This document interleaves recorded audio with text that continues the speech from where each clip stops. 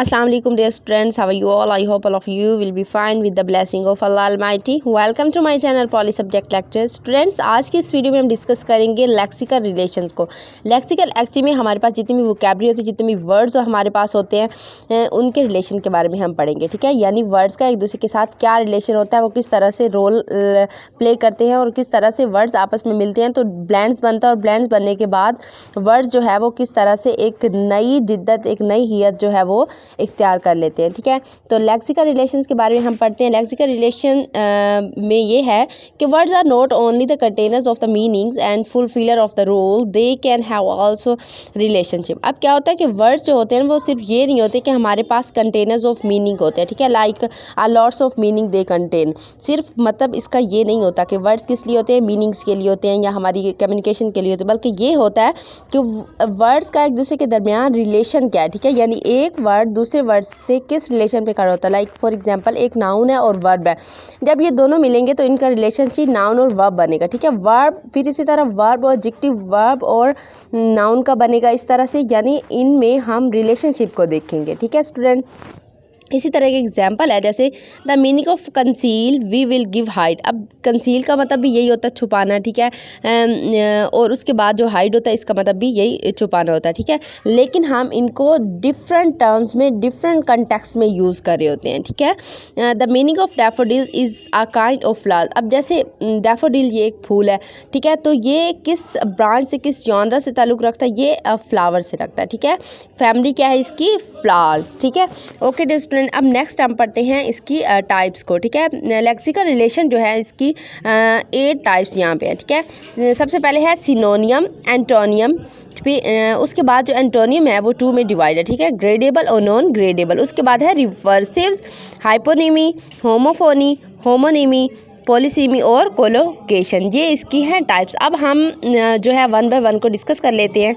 अच्छा जी, तो सबसे पहले हमारे पास जो टाइप है वो कौन सी है, सिनोनियम। जैसे कि हम जानते हैं कि सिनोनियम जो होते हैं मीन्स सेमनेस ऑफ मीनिंग, ठीक है। मतलब हम किसी भी वर्ड का, किसी भी मीनिंग का जब हम एक सेम अल्टरनेटिव मीनिंग ढूंढते हैं तो उसको हम कहते हैं सिनोनियम, ठीक है। या हम ये भी कह सकते हैं सिनोनियम्स आर 2 और more forms with very closely related meanings, ठीक है। या हम ये भी कह सकते हैं a set of words that have same meaning known as synonym. यानी वर्ड्स का ऐसा मजमूआ जिसके मीनिंग्स जो होते हैं वो सेम होते हैं, उनको हम कहते हैं सिनोनियम। For example broad. अब ब्रॉड और वाइड दोनों का वसी है, ठीक है, मतलब खुला, किसी चीज़ को ब्रॉड वाइड खुला करना, ठीक है। और कंसील का क्या है, हाइड है, ठीक है। दोनों के लिए हम सेम ही वर्ड यूज़ करते हैं, तो ये कौन से वर्ड्स होंगे, सिनोनियम वर्ड्स होंगे। ओके डियर स्टूडेंट, नेक्स्ट है एंटोनियम। एंटोनियम होते हैं मुतजाद अल्फाज, ठीक है, जो एक दूसरे के बिल्कुल बरअक्स होते हैं, डिफरेंट होते हैं। 2 forms with opposite meanings are called antonym. Words की 2 फॉर्म ऐसी, वर्ड्स की 2 ऐसी फॉर्म जिनके बिल्कुल एक दूसरे से जो मीनिंग्स होते हैं वो बिल्कुल बरअक्स होते हैं, उनको हम कहते हैं एंटोनियम, ठीक है। अब इसके हम एग्जांपल देख लेते हैं, जैसे big is equal to small. अब एक बड़ा है एक छोटा है, ठीक है, तो ये बिल्कुल एक कंट्रास्ट फॉर्म में आ रही है, ठीक है। एक हम ऐसे कह सकते हैं कि एक ठंडा और एक गर्म है, ठीक है, कोल्ड एंड हॉट। तो ये दोनों चीज़ें एक दूसरे के कंट्रास्ट में जब चीज़ें आती हैं तो उनको हम कहते हैं एंटोनियम, ठीक है डियर स्टूडेंट।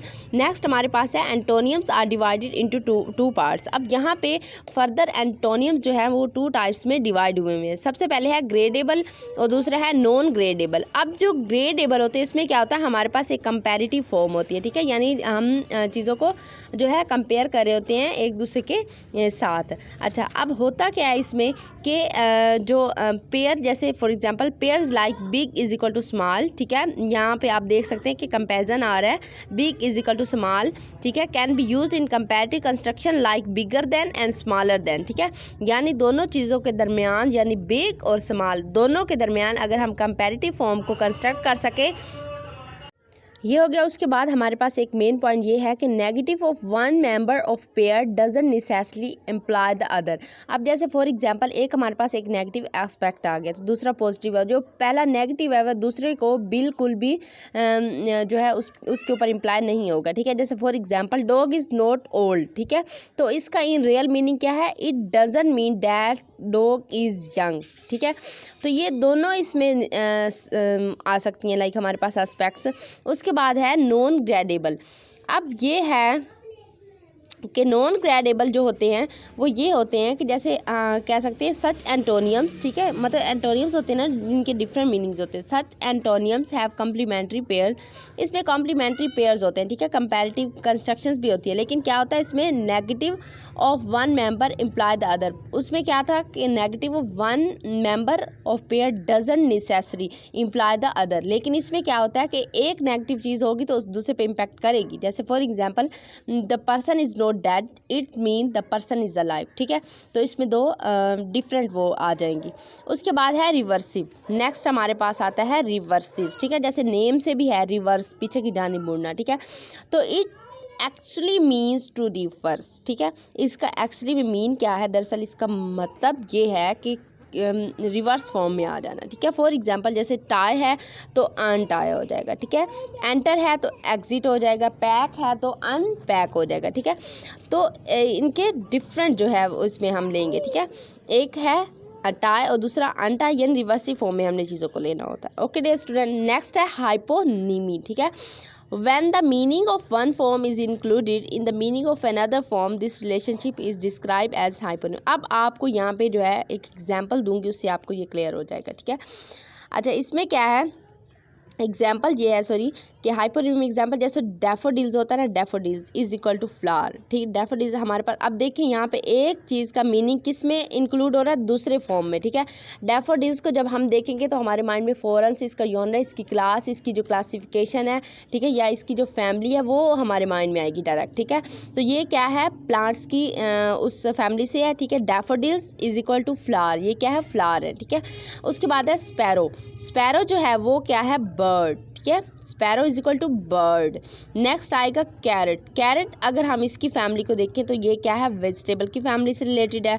उसके बाद है पॉडल, पॉडल इज इक्वल टू डॉग, ठीक है, तो ये इनकी फैमिली से रिलेटेड हो गए। तो यहाँ पे हमें क्या मिला कि जब एक किसी फॉर्म की मीनिंग के बारे में बात करते हैं तो डायरेक्टली वो हमें उसी के ही रिलेटेड मीनिंग में लेके जाए तो वो हमारे पास हाइपोनिमी होता है। ओके डियर स्टूडेंट, नेक्स्ट है हमारे पास होमोफोनी। अब होमो यहाँ पे है सेम, होमो सेम होता है, और फोनी का मतलब जैसे फोनेटिक्स से निकला है तो साउंड से हम लेंगे, ठीक है, same sounds, homophony same sounds.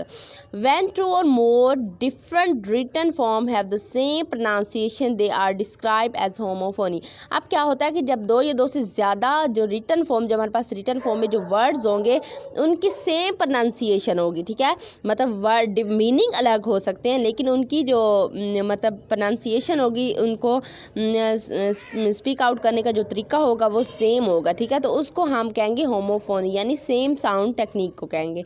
For example जैसे बेयर, बेयर, अब डिफरेंट मीनिंग है इनके लेकिन प्रोनाउंसिएशन क्या है, सेम है, ठीक है। उसके बाद मीट, मीट, तो दोनों की जो प्रोनाउंसिएशन है वो सेम है, तो ये क्या होगा, होमोफोनी। उसके बाद है होमोनेमी। अब होमो का मतलब तो मैंने आपको बताया सेम है, नेमी का मतलब होता है स्पेलिंग्स, ठीक है, होमोनेमी यानी सेम स्पेलिंग्स होगी।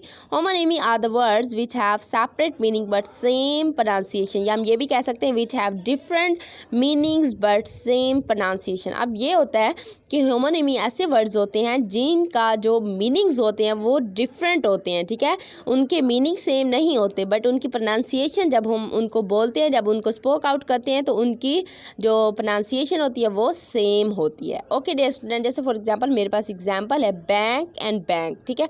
अब बैंक जो है फॉर एग्जांपल हमारे पास एक एज ए रिवर, मतलब बैंक ऑफ अ रिवर हम लेंगे, ठीक है, हमारे पास जो किनारा होता है उसको हम कहते हैं बैंक, और दूसरा बैंक सेम स्पेलिंग है हमारे पास लेकिन मीनिंग डिफरेंट, फाइनेंशियल इंस्टीट्यूट हम कह सकते हैं, ठीक है। उसके बाद है बैट।